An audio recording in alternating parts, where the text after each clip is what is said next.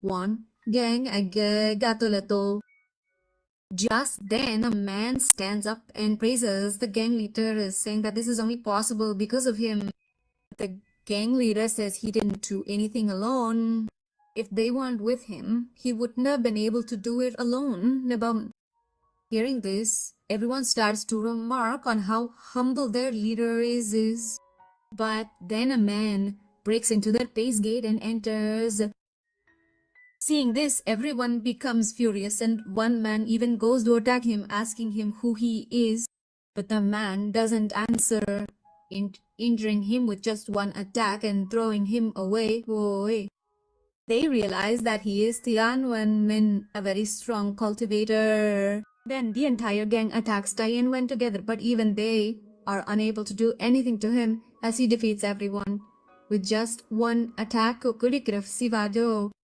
Then their leader also attacks Tianwen, but even he is nothing compared to him, and Tianwen stands up to the leader saying that he is so weak. How did he become the leader of any gang? Tianwen explains that he is here to fight John. He has no business with them, so he should quickly call him here. But the leader says that John Korn comes here on his own will. They cannot call him. Tianwen says that if John Korn doesn't come here, he will not only destroy their gang, but also kill all of them, but also of them. Hearing this, a man stands up and says that he is sending a message to John Korn to come quickly. He doesn't need to do anything like this. We then see Jake, who is thinking that he has no money left. He spent the coins his sister gave him on buying essential items. Jake begins to study how to increase his physical cultivation. Then he opens the box given by Zongsho, which tells him about a mouse that helps in finding treasure and that he will find it on the mountain. Seeing this, Jake becomes happy. This will solve all his financial problems. Then Jake receives a message in which a member of the gang tells him that they need him very much and he should come quickly.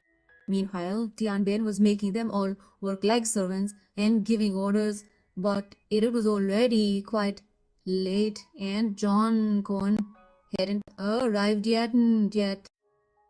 He became angry and asked if John Korn would be there. A man said that John Korn would definitely be there as soon as he received the message. But Tianwen was furious, so he started killing them all and was about to launch a very dangerous attack on the leader.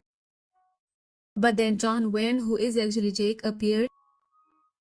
He was wearing a mask and blocked Tianwen's attack and even threw him away. The leader told Jake that he was Tianwen and he was very strong, so Jake had to be careful with him. Jake asked Tianwen, who came from a very good family, why did he attack such a gang? But Tianwen explained that he wanted to be the strongest of his generation. So as soon as he heard John Korn's praise, he came to challenge him. The two began to fight. Tianwen tried to attack Jake with his weapon, but Jake dodged every attack. Then Jake gathered energy in his hand and attacked the Ainu's weapon, creating a powerful blast that sent them both reeling. But Tianwen immediately attacked Jake. Jake dodged every attack and even managed to grab Tianwen's weapon. But Tianwen didn't stop there, continuing to attack Jake. Jake was catching his weapon every time and throwing him away.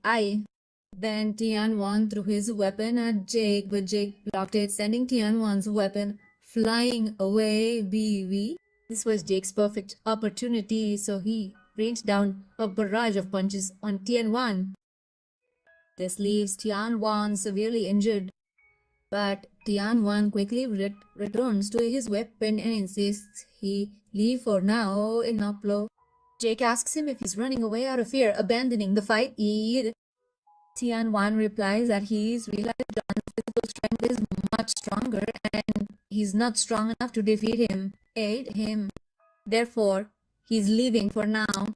Before leaving, Tianwan gives him a bundle of money so he can repair any damage he's sustained. After Tianwan leaves, Jake thinks to himself that he's finally realized that physical strength alone can't defeat powerful cultivators in E. Today, only Tianwan came to fight him. Who knows who will come tomorrow? So he should focus on strengthening other things as well. The scene shifts and we see Jongshu sitting with the head of the family asking if her wedding date has been set. The head says that marriage is very important, but Jongshu has lost her father, so he felt it should be postponed for some time.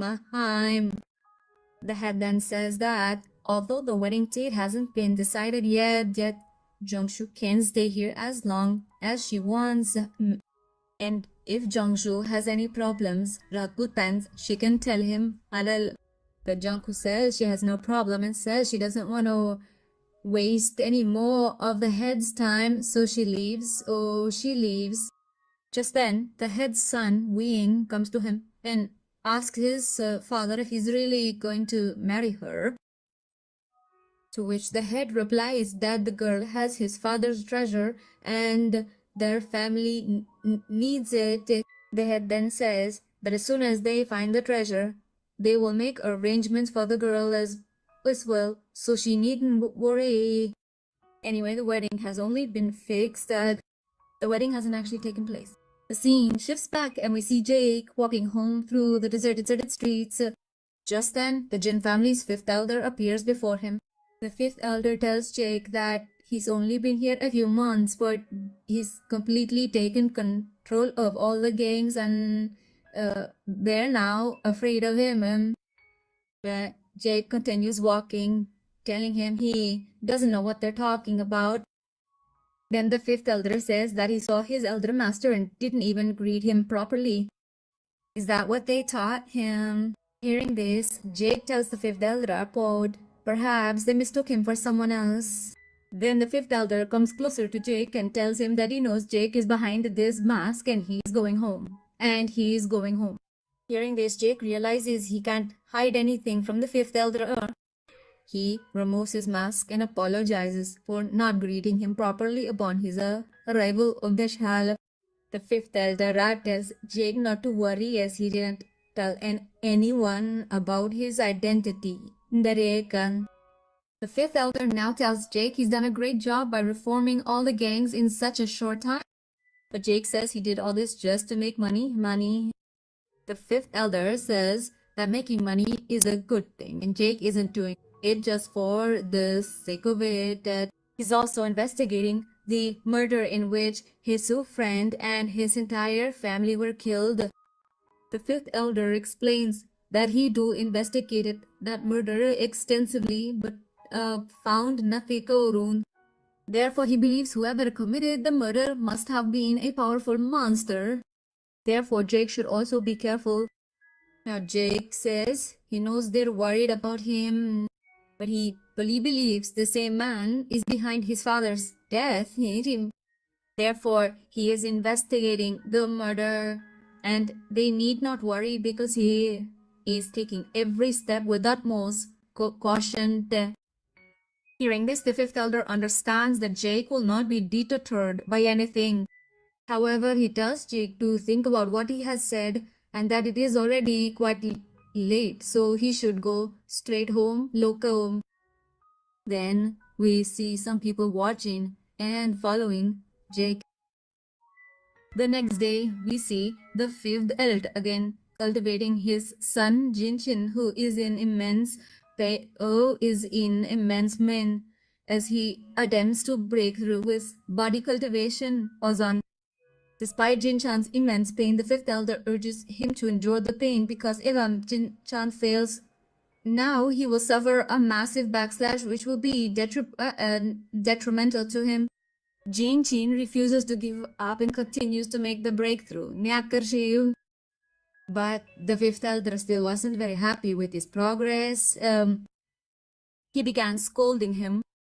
Just then, a disciple arrived informing him that the master and young master had come to meet him. The fifth elder told Jiantian to leave and continue training in. Jinshin, after being reprimanded, began to leave, but he looked quite angry. Then we saw Waging, who had come to meet Jinshin. Seeing Jinshin's bad mood, he asked him what was wrong. Jin explained that his father had been comparing him to Jake a lot lately, constantly saying that he was much weaker than Jake. If he didn't progress quickly, Jake would soon surpass him. Wu Ying replied that he had also heard a lot about Jake, but Jake was just an outsider living in their house for no reason. Now Wang approached Jin Qin and said that if he wanted, he could help him deal with Jake.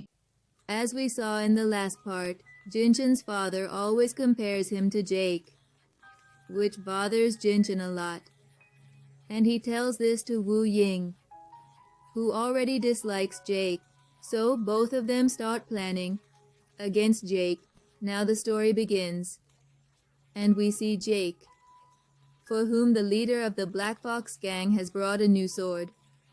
Exactly the kind Jake wanted. Additionally, it had a blade attached, making the sword even better. Jake effortlessly cuts a tree into several pieces with the help of that sword. Seeing this, the leader of the Black Fox gang starts praising Jake.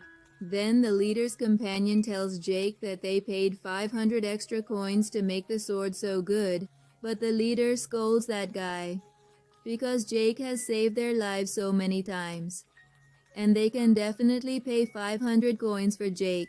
But Jake immediately takes out 500 coins and starts giving them to him. At first the leader refuses to take them, but upon Jake's insistence he accepts them. Jake asks him if he knows anything about dual cultivation. Hearing this, they both stare at Jake wide-eyed and start laughing. Jake tells them that he saw the technique in a book and thought it was some lower-class technique, so he didn't practice it. Now the leader says that if Jake wants, he can definitely practice it, but for that, he has to become the companion of a female cultivator. Hearing this, Jake says that becoming a companion is fine, but the book didn't explain how to circulate energy in this technique. Now the leader comes to Jake and says he doesn't need to worry about all this right now. He's quite a straightforward guy. When he finds a female cultivator, he can talk to her about it. The leader goes on to say that once that girl becomes Jake's companion, he'll naturally understand how the energy circulation works. Jake then asks where he will find a suitable female cultivator for him. To this, the leader says Jake is very talented, and he is sure that in the future, he will meet a very talented female cultivator, so he doesn't need to worry about it right now. Now Jake thanks him and says he has a lot of work to do. So he leaves. The scene shifts and it was night. Jake was in another forest waiting for the golden treasure mouse, and he had set up many traps there. Jake knew that the mouse definitely comes to eat bamboo at night. And just then, the mouse arrives and heads straight for the trap. But the trap activates. Before that, the mouse stops. It looked like the mouse was going to dodge the trap, but the mouse's foot touches the trap, causing it to start closing. But the mouse was very fast and gets out before the trap closes. Jake immediately goes after the mouse to catch it. Like we observed in the previous segment, Jake arrived in the forest to capture the golden mouse. He even sets up a trap for its capture. Furthermore, to avoid some traps, the golden mouse also falls into one trap. But just then, Eddie, who had killed Jake's friend and his parents, also arrives for the golden mouse, and Jake immediately starts attacking him. But Eddie was very strong and was about to kill Jake. Then, a warrior named Seok Jiju from Tianwei arrives, who was quite strong and starts fighting Eddie, but Eddie runs away as soon as he gets a chance, and Jiju also begins to depart, but Jake requests that Jiju engage in dual cultivation with him. However, Jiju, He will arrive in the spring to propose to her, following which we witness. Yuhan finds out in the market about Jongsu's wedding